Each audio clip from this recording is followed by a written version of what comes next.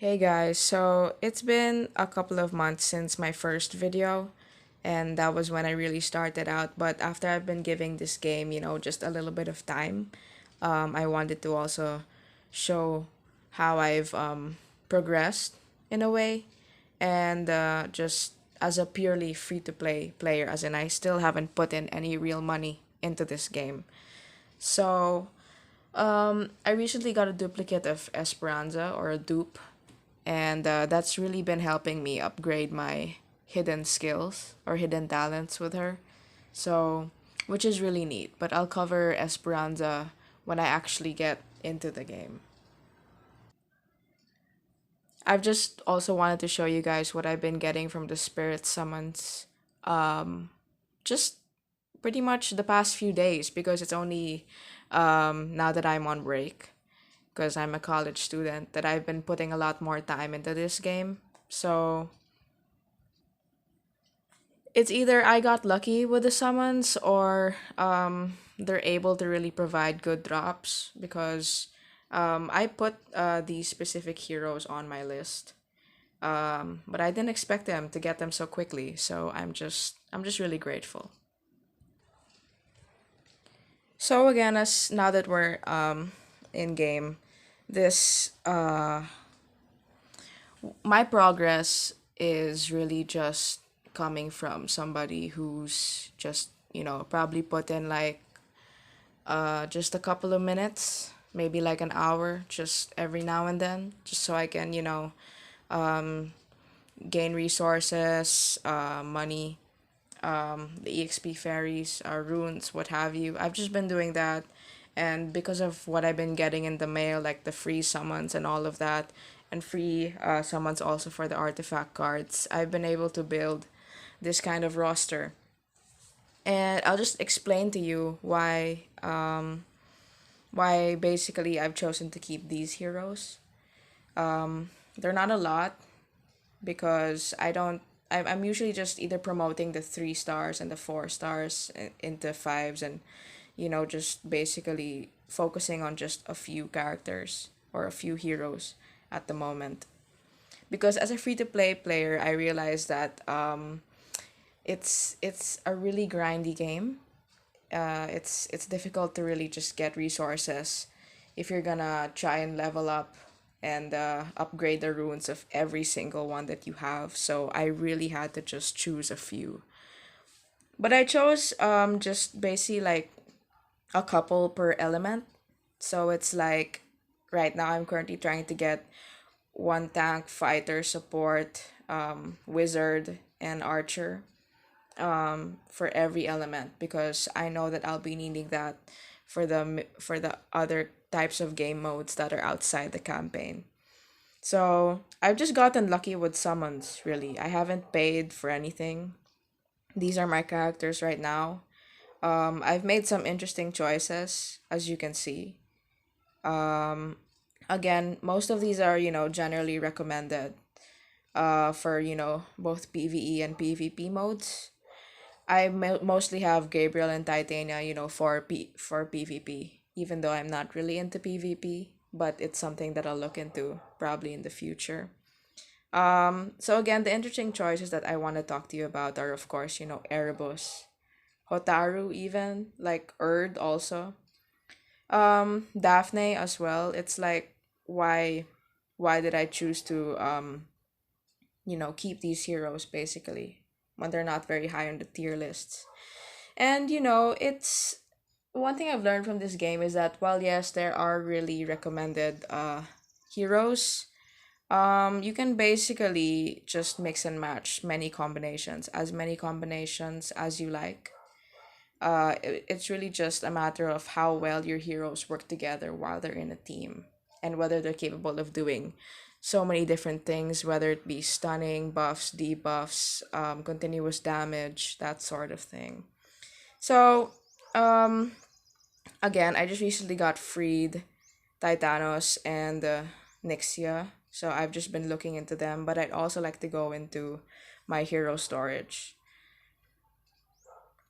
So I don't really have a lot of heroes right now in the storage. It's just I'm really just trying to be able to get all classes for each element. And what I've done actually here is that I've kept all of the light and dark heroes that I've summoned so far because I mean, I I know they're a little bit more difficult or a lot more difficult to get. So I just once I've gotten more into the game, I'll figure out what I want to do with them. But no, I don't suggest making them fodder. I really don't, even if they're 4 stars or 3 stars, just keep them. Keep your light and dark heroes. Um, what else? Oh, it's actually really expensive to upgrade runes. Um, and which is why I've only really been able to upgrade just like a few to fully upgrade a few heroes because it's actually cheaper to just keep swapping out rune sets. It doesn't it's less expensive than just uh keep everything at plus 15. So, but honestly, with just the amount of characters that I plan to have in the future, given that, the game is very generous when it comes to summoning, um, I might just end up having to just to fully upgrade just a few because it really takes a lot, probably around like 1 million or 500,000 just to fully upgrade a rune set. So there's that. Just really be smart about your runes, and I really prefer to have just, mostly legendary runes because I once you start upgrading runes, it's money you can't take back. So I'd really just rather prioritize getting the runes that I want or crafting the runes that I want over just spending money as I go. I'd also like to point out the fact that artifacts exist and you're really able to equip them only on awakened heroes. It's a really neat trick actually, but um I don't actually know much about these, as in like which artifact is right for which specific hero. I just generally read the green text and I figure out, oh, if this helps a certain hero, then I just put them on there. I don't know if I'm actually doing the right combinations when it comes to these. I just make sure that whenever I get one, I upgrade them a little bit to plus 10. But it's like only when I'm sure about a certain combination will I just continue to upgrade them fully. So there. I'd also like to stress that uh let's see. Oh, farming for the essences.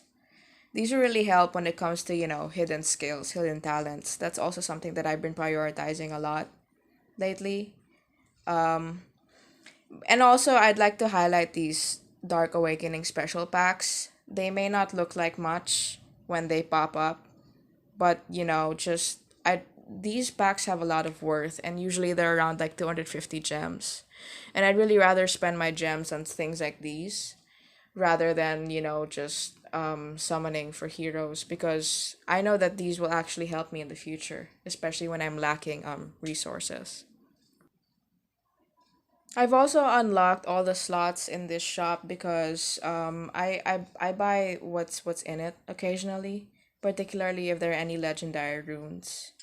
Because it's honestly really difficult to just really plan or be purposeful or deliberate about the runes getting when you're running the rune dungeons. So it's every time I find legendary runes here or things I need, I the stores just has been very helpful to me. There's also just I haven't really been into guild content a lot, and I haven't been prioritizing the campaign either. I'm in a pretty good place when it comes to the campaign, but I've unlocked everything except Alter Realm. So I'm really just working on the campaign right now. The labyrinth is also something I'm looking into, but not yet. Really, my priority is just getting good heroes, which I'll talk about some more right now. Another thing I'd like to highlight are just the ability to summon duplicates. And I've been very lucky with Freya. I've been getting a lot of, duplicates of her because she's a Nat 4.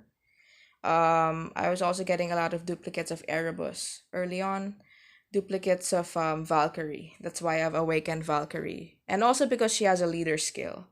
Leader skills are really important, especially when you're trying to build um, just specific element to have all roles from a specific element. That's why I chose Valkyrie right now over Eblis. Even if people talk about Eblis more because she has that leader skill. And I'm really just Daphne also has a leader skill as well. That's why I've awakened her. And it's really ideal to just know which heroes have you know, good leader skills or hidden strengths. Like, even if certain heroes don't have a hidden strength, I've awakened them. It's just really a matter of researching, watching content from other people, just to really figure out which heroes are worth your resources. Especially as a free to play player, because I know that I won't be able to max out everybody. It's just, which heroes will help me the most. And that's why right now I've been putting effort into Prey lately. Um of course, Esperanza has always been the one hero that I've just been dumping a lot of resources into. So, yeah, I've basically given all my skill fairies to her at the moment, and next it might be, for all I know, it might be Gabriel or Titania. You just have to be able to make those good choices. And I don't really know if it's really a good thing to be too honest about this game, but I find that because of the free summons that I get, pretty much, I don't know, every week or every other week or something from the mail, the drop rates they're actually really good, But it's like, because I'm free to play, I can't rush anything. I really have to take things slow. And of course, the game gives you a lot of energy every time you log in. So it's just really when you're able to accumulate all of that energy and then participate in the in-game events. Because if you're able to time it well, you're really able to get good deals like discounts when it comes to upgrading runes, and all sorts of rewards if you do certain dungeons at a certain time. So it's really just being smart about what your choices. So there, I really recommend this game. I'm gonna put, uh a couple more of my time and effort into it. I think it's a great game so far. Um I understand that people aren't as active right now as they used to be. I only found this game recently. It's just a pastime for me. It's not something I'm taking seriously. Which might be a good thing because casual players can just come in and, um pretty much progress, because it's a really good game for people who really want to work hard. So there. Happy New Year, guys. Thanks for watching.